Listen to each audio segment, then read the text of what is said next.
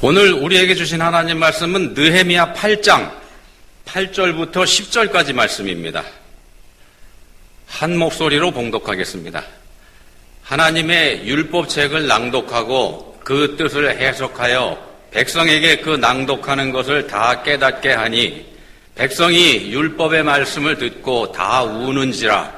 총독 느헤미야와 제사장 겸 학사 에스라와 백성을 가르치는 레위 사람들이 모든 백성에게 이르기를 오늘은 너희 하나님 여호와의 성일이니 슬퍼하지 말며 울지 말라 하고, 느헤미야가 또 그들에게 이르기를 너희는 가서 살진 것을 먹고 단 것을 마시되 준비하지 못한 자에게는 나누어 주라. 이 날은 우리 주의 성일이니 근심하지 말라. 여호와로 인하여 기뻐하는 것이 너희의 힘이니라 하고. 아멘.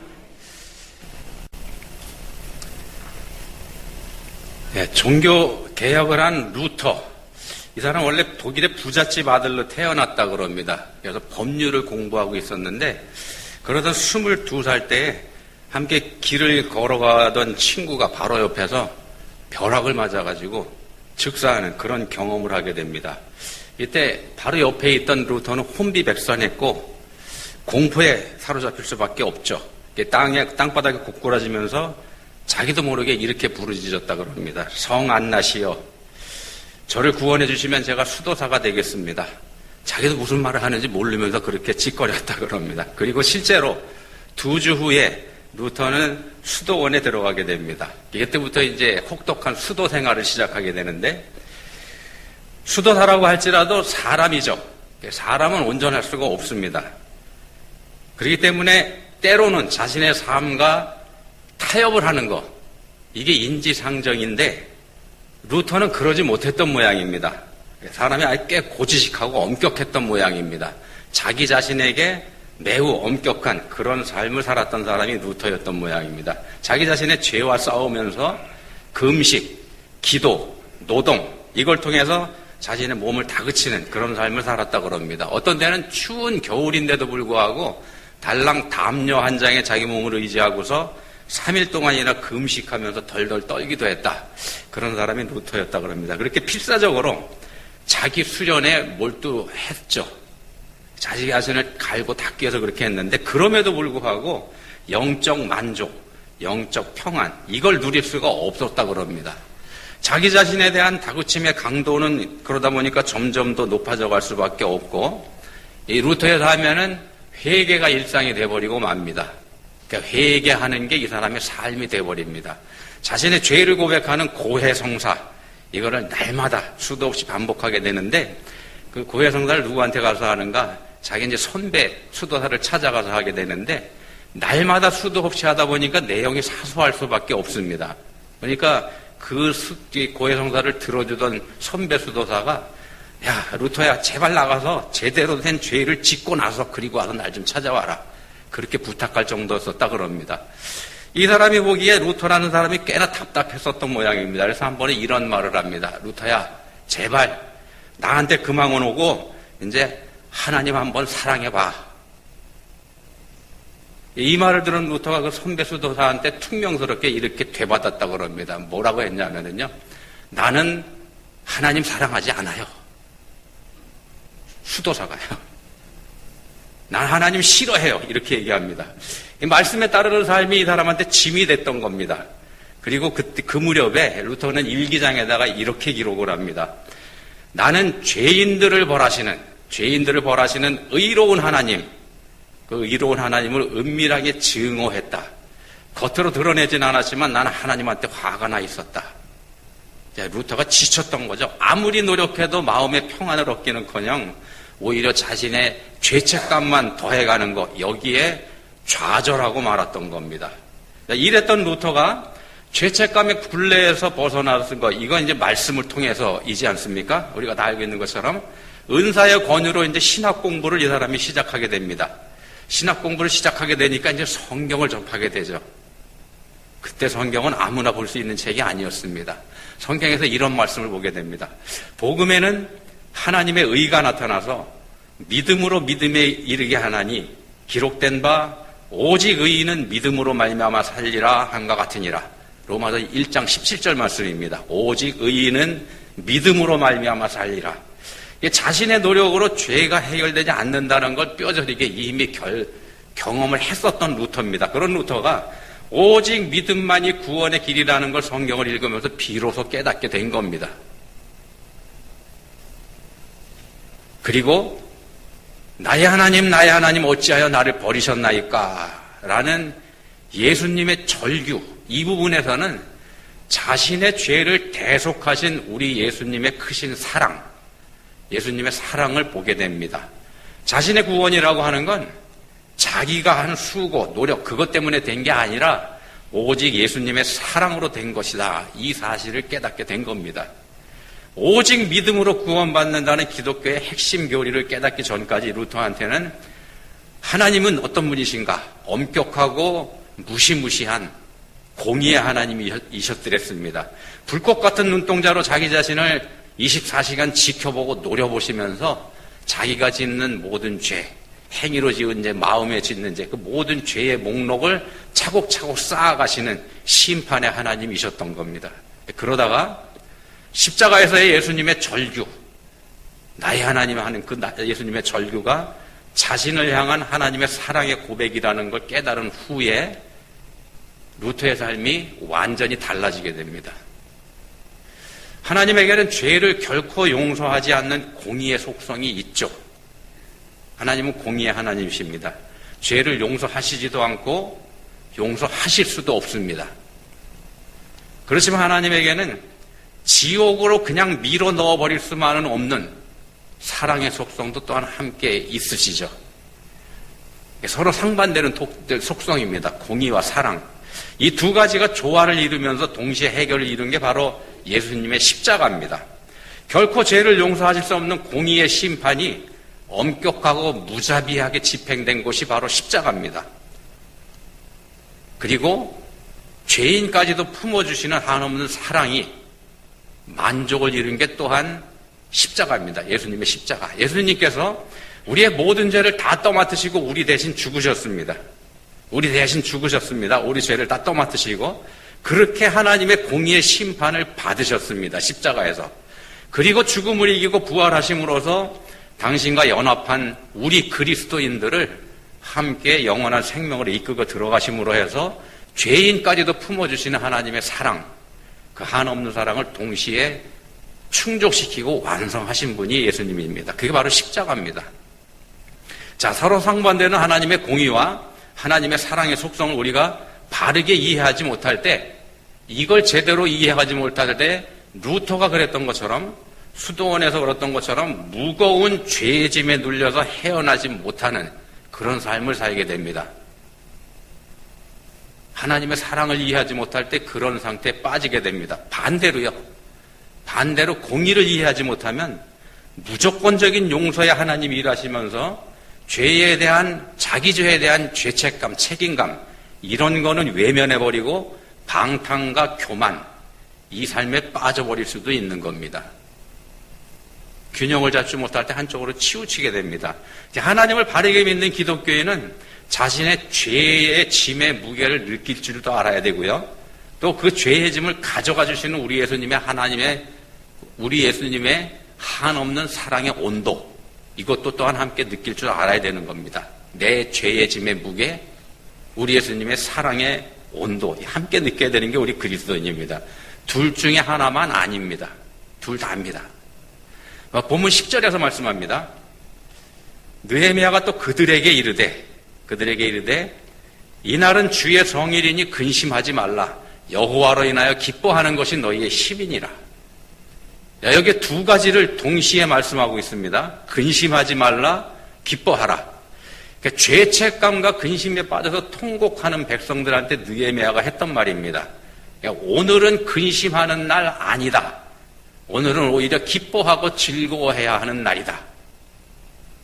어떤 상황에서 우리가 기뻐해야 되고 또 어떤 상황에서 우리가 슬퍼해야 되는가, 이걸 반드시 분별해야 된다는 말씀을 하고 있는 거죠. 이걸 제대로 분별하지 못할 때 우리의 삶은 엉뚱한 곳으로 빠져버리게 됩니다. 사랑을 이해하지 못할 때 엉뚱한 길로 가고, 공의를 이해하지 못할 때 다른 길로 가고 이렇게 된다는 겁니다. 루터의 삶이 바로 그걸 극명하게 우리한테 보여주는 예가 됩니다. 자, 그리스도인의 삶에는 기뻐할 때가 있고요, 슬퍼할 때가 있습니다. 기뻐할 때가 있고 슬퍼할 때가 있습니다. 둘 중 하나만 있는 거 아닙니다. 그리스도인의 삶이라고 해서 마냥 행복하고 마냥 기쁘고 그런 거 아니라는 겁니다. 그렇게 생각한다면 오산입니다. 오히려 믿지 않는 사람보다 더 큰 환난을 그리스도인이 당할 수도 있고요. 믿지 않는 사람들이 세상에서 형통하고 잘 나갈 때 하나님 믿는 것 때문에 우리 그리스도인들은 좌절할 수도 있는 겁니다. 망할 수도 있는 겁니다. 괴로워할 때, 즐거워할 때 이걸 구별하는 지혜가 우리 그리스도인들한테는 반드시 필요합니다. 하나님께서는요, 구원받은 이스라엘 사람들한테 말씀을 주셨습니다. 율법을 주셨습니다.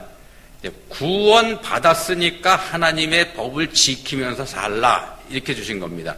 구원받았으니까 하나님의 말씀을 지키면서 살아라. 자, 하나님의 은혜를 입은 이스라엘 백성들은 하나님께서 주신 그 법을 지키면서 살아야 됩니다. 하나님의 은혜로 구원받았으니까 지키며 살아야 되죠. 여기서 이제 생각이 갈라지는 겁니다.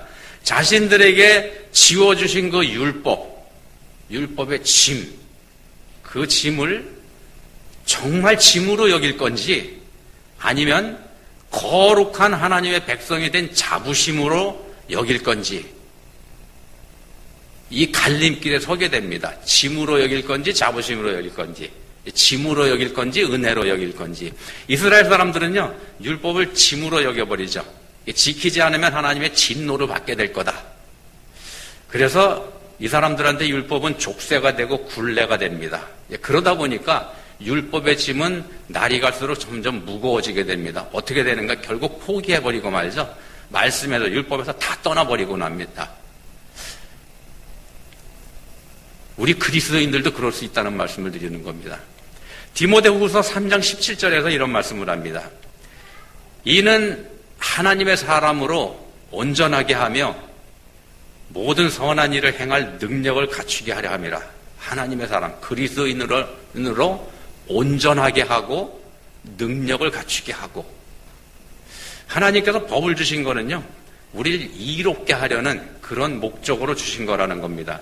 짐을 지워서 꼼짝 못하게 해서 족쇄를 채우려는 그런 게 우리한테 말씀을 주신 목적이 아니라는 겁니다. 하나님 말씀은 우리를 온전하게 하고 또 우리가 모든 일을 감당할 수 있도록 능력을 주시는 것, 그게 하나님께서 우리한테 말씀을 주셔서 지키라고 하신 목적이라는 겁니다. 근데 이걸 오해할 때 우리 신앙생활은 짐이 돼버리고 맙니다. 신앙생활 하는 것 자체가 괴로움이 돼버리죠. 하나님의 뜻을 올바르게 알지 못할 때 하나님은 우리를 괴롭히는 골치 아픈 분, 이상한 분, 나한테 쓸모없는 분, 이렇게 돼버린다는 겁니다. 루터가 그랬던 것처럼 난 하나님 싫어해요, 이런 말이 우리 입에서 나올 수 있게 된다는 말씀입니다. 한 가지 예를 볼 수 있는데요, 성경에 나오는 야곱이라는 사람, 야곱이라는 인물은 어떻게 보면 상당히 미스터리한 분입니다. 우리가 가지고 있는 야곱이라는 인물의 이미지는요, 어떤 이미지냐 하면은 야비하고 세속적이고 철저하게 자기중심적이고 그런 인물입니다. 성경을 읽어보면 야곱이라는 인물이 우리한테 그렇게 보입니다. 쌍둥이형 에서를 속여먹죠. 그래서 자기 유익을 취한 파렴치한 인물이고요. 또 동시에 장인이면서 외삼촌이기도 한 이 외삼촌하고 서로 속고 속이면서 자웅을 겨루는, 누가 더 잘 속여먹나, 이 자웅을 겨루는 지극히 세속적인 인물이기도 합니다. 근데 하나님께서는 그런 야곱에게 복을 주신다는 겁니다. 어마어마한 복을 주시죠. 우리가 이해할 수 없는 괴상한 분이 하나님이 돼버립니다. 이렇게 돼버리니까. 그런 인물한테 하나님이 왜 복을 주시나? 복도 어마어마한 복입니다. 이스라엘이라는 복을 주시죠. 자, 야곱처럼 야비하게 사는 것도 하나님 앞에서는 괜찮은 모양이다, 이런 오해를 우리가 가질 수 있게 되기도 합니다. 그렇게 살아도 된다는 유혹을 우리가 받기도 하죠. 그게 야곱이 우리한테 주는 이미지이기도 합니다. 자, 하나님은 근데 왜 야비한 야곱에게 복을 부셨을까? 왜 에서가 아닌 야곱을 약속의 계승자로 하나님께서 택하셨을까? 자, 하나님에게 있는 불꽃 같고 엄중한 공의의 속성이라 그러면은요, 오히려 하나님께서는 이 야곱에게는 벌을 주시는 거 이게 마땅해야 됩니다. 오히려 속임수를 모르는 에서, 좀 미련해 보이긴 하지만은 이 에서의 인성이 야곱보다 훨씬 더 나아 보입니다. 그렇다 그러면은 그 사람한테 오히려 하나님께서 복을 주셔야 되죠. 그 문제를 풀을 수 있는 그 단서가 나오는데 창세기 25장 27절에 보시면은 이런 말씀이 나옵니다. 야곱은 조용한 사람이었으므로 장막에 거주하니. 이 야곱을 여기서 두 가지로 표현합니다. 조용한 사람, 장막에 거주하는 사람. 이에 비해서 에서는 들 사람 이렇게 얘기를 합니다. 들 사람, 바깥에 놔두는 사람 이 얘기죠.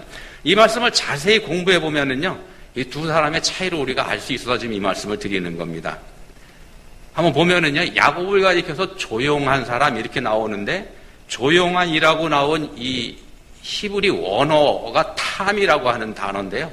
이 가지고 있는 뜻이 뭐냐 하면은 온전한, 완벽한, 무흠한 그런 뜻입니다. 야곱이 조용한 사람입니다.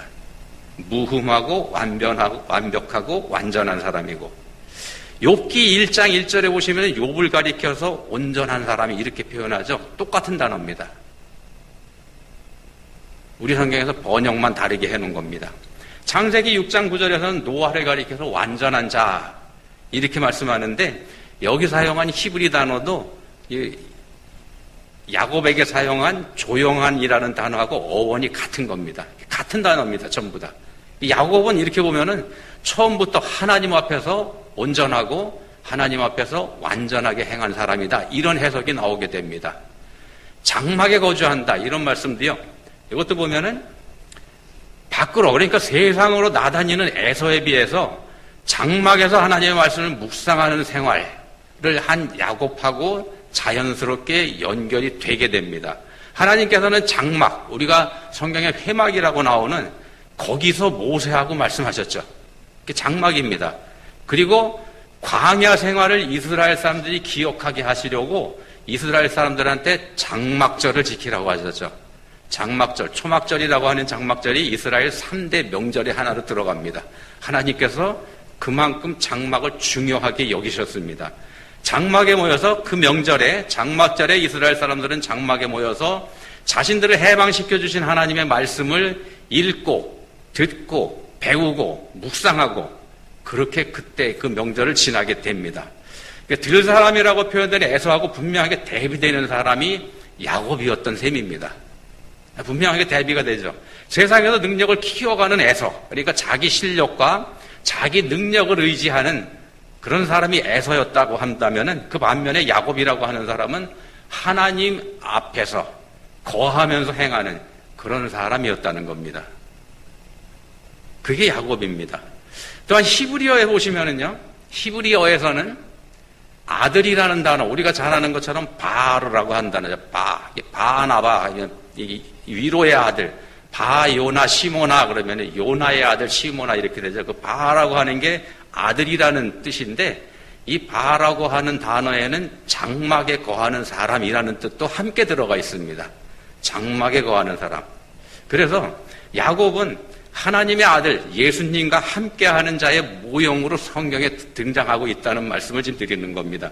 야곱의 삶이 치열했던 거, 세속적으로 보일 만큼 치열했던 거는 공의로우신 하나님의 역사, 또 그분이 베풀어 주시는 사랑, 하나님의 공의와 사랑, 이 사이에서 갈등하는 한 인간의 처절한 몸부림으로 우리가 이해할 수 있다는 말씀입니다.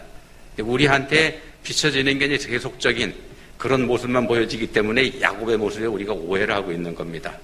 오늘 본문 말씀이 그대로 이어지게 됩니다. 바벨론 포로에서 돌아온 이스라엘 사람들이 성전을 다시 세웠고요. 성벽까지, 예루살렘 성벽까지 다시 세웠습니다. 그리고 나서 광장에 모여서 하나님의 말씀을 듣고 있는 장면이 본문입니다.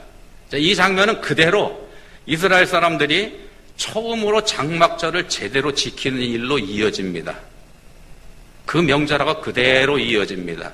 율법에서 장막절을 지키라고 하는 하나님 말씀을 듣고 이스라엘 역사상 거의 처음으로 장막절을 제대로 지키는 그런 일로 이어지게 됩니다. 학사 에스라가 말씀을 읽어줍니다. 율법 말씀이죠. 하나님께서 이스라엘 백성들에게 너희가 구원받았으니 이제부터 지켜라 한 그 말씀. 그 말씀을 읽어서 들려주었을 때 그 말씀을 들은 이스라엘 사람들이 통곡합니다. 말씀을 들어보니까 자기들이 그 말씀대로 살지 않았다는 게 분명히 드러났고 그것 때문에 자기들이 바벨론에 끌려가서 포로 생활을 하고 왔다는 거 이게 분명하게 드러났기 때문입니다. 그래서 통곡을 합니다. 이게 말씀을 짐으로 여기며 살았던 그 죄를 깨달은 거죠. 그래서 통곡합니다. 그렇지만 하나님의 자비는요, 우리를, 하나님 백성을, 그리스도인을 그냥 슬픔에 놔두지만은 않습니다. 이 사람들은 이미 바벨론의 포로로 끌려가서 그 죄값을 치르고 온 상태지 않습니까? 우리가 말씀 때문에 두려움만 느낀다 그러면은 그건 하나님 말씀을 제대로 알지 못하는 겁니다. 반대로 하나님의 사랑만 따지면 그것도 제대로 알지 못하는 거죠. 자기들의 죄를 깨달은 백성들은 울었지만은요, 사실은 우는 게 마땅합니다. 자기들한테 죄가 있으니까. 그렇지만 지도자 느헤미야, 에스라 이 사람들은 슬퍼하지 말며 울지 말라 이렇게 말합니다. 하나님의 말씀은 우리한테 슬픔을 주는 것만이 아니기 때문에 그렇습니다. 하나님 믿는 믿음은 우리를 고난으로 몰아가지 않습니다. 믿음은 우리를 고난에 빠뜨리지 않습니다. 물론 하나님 믿는 것 때문에 때로는 우리가 힘들 수도 있고요. 때로는 어려움에 빠질 수도 있습니다. 때로는 죽임을 당하기도 하죠. 그렇지만 그건 제한적이긴 때문에 드리는 말씀입니다. 그리스도인의 고난과 환난에는요, 그런 고난과 환난을 당한다고 할지라도 그 안에는 하나님의 사랑이 감추어져 있습니다. 그리스도인이 당하는 고난은 어떻게 보면 하나님의 공의의 심판일 수 있습니다만 하나님에게는 공의만 있는 게 아니라 사랑이 함께 있기 때문에 반드시 사랑이 거기 숨어 있다는 겁니다. 그게 그리스도인이 겪는 고난의 참 모습입니다. 예수님의 십자가는 하나님의 공의의 심판인 게 분명하지만 그 십자가에는 또한 하나님의 사랑이 함께 숨어 있는 거하고 똑같은 겁니다. 두 가지가 동시에 완성이 되지 않습니까? 본문 10절에서 말씀합니다. 여호와로 인하여 기뻐하는 것이 너희의 힘이니라. 하나님을 믿는 그리스도인, 구원받은 하나님의 백성의 힘은요, 하나님을 기뻐하는 데 있습니다. 종교개혁자 루터가 자기 죄의 짐에서 비로소 자유로워진 때, 그때는 십자가에서 자신의 죄를 대속해 주신 예수님의 사랑을 깨달았을 때입니다.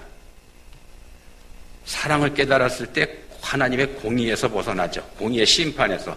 하나님을 믿는 것 때문에 슬프고 하나님 믿는 것 때문에 힘들고 믿음 생활 때문에 괴롭고 불행했던 자신의 삶이 자신을 대신해서 나의 하나님 이렇게 절규하신 예수님의 사랑을 봤을 때 그때 완전히 변화를 겪게 됩니다.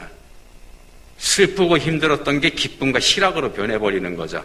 자, 구원 받기 위해서 하나님 말씀을 지키면서 순종해야 되는 게 아니고 이미 구원 받았기 때문에 하나님 말씀에 따라 살아야 된다는 걸 완전하게 깨달은 겁니다. 다시 말씀드립니다. 구원 받기 위해서 하나님 말씀을 지키면서 순종하는 거 아닙니다. 이미 구원 받았기 때문에 하나님 말씀에 순종하면서 살아야 되는 것, 그게 정답입니다. 자, 그런 기쁨을 알았을 때 그렇게 사는 게 기쁨입니다. 그 기쁨을 알았을 때 종교 개혁이라고 하는 엄청난 일을 이 루터가 감당할 힘을 갖게 된 겁니다. 율법에 매여 살 때에는 슬픔이고 고통이었더랬습니다. 율법으로 자신을 재단하시는 하나님은 자신을 괴롭히는 심판자이셨죠. 그렇지만 십자가의 사랑 안에서 모든 게 완전히 새로워졌습니다.